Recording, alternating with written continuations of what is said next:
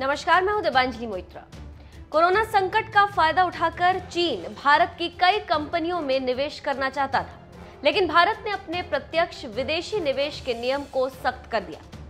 भारत के इस फैसले के बाद चीन अब भड़का हुआ है। एफडीआई के नए नियमों के तहत अब भारत की सीमा से जुड़े किसी भी देश को निवेश के लिए पहले सरकार से अनुमति लेनी होगी। आपको यहाँ ये भी बता दें कि भारत से पहले चीनी कंपनियों को रोकने के लिए कई अन्य देश पहले ही एफडीआई के नियमों को कड़ा कर चुके हैं। इसी बीच चीन की सरकार का मुखपत्र कहलाने वाले सरकारी अखबार ग्लोबल टाइम्स ने एक लेख लिखा है जिसमें भारत को धमकी देने की कोशिश की गई।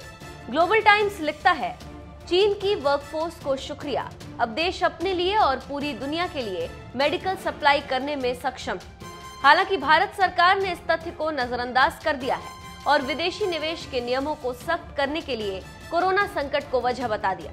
भारत मेडिकल सप्लाई के लिए काफी हद तक चीन पर निर्भर है। फार्मैक्सर डेटा के मुताबिक भारत अपनी दवाइयों का ज्यादातर कच्चा माल चीन से ही खरीदता था।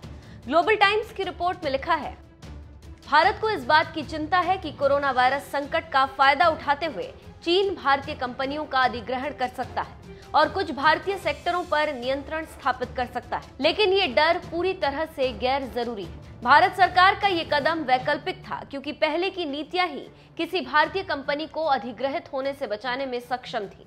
ग्लोबल टाइम्स ने दावा किया कि भले ही इस फैसले के बाद भारत के लिए दूसरे दरवाजे खुल गए और भारत में अपना कारोबार रिलोकेट करने की संभावना तलाश रही जापानी और दक्षिण कोरियाई कंपनियों को मौका मिल जाए, लेकिन भारत के मैन्युफैक्चरिंग सेक्टर में चीन की जगह कोई और नहीं भर पाएगा।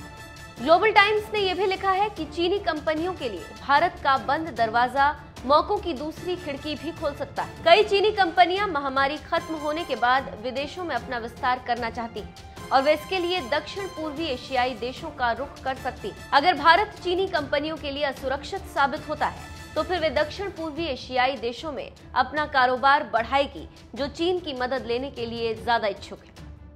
ऐसे में भारत सरकार के लिए मुश्किल ये है कि अगर वो चीन के लिए बाजार को खोलती है तो चीन कई कंपनियों में इन्वेस्ट कर भारत बाजार को रेगुलेट कर सकती है, और अगर नियमों को सख्त करती है तो मुश्किल है चीन से इन संकट काल में दवाइयों के लिए कच्चे माल की कमी का होना। अब देखना यह है कि मोदी सरकार चीन की इस धमकी का कैसे जवाब देती है।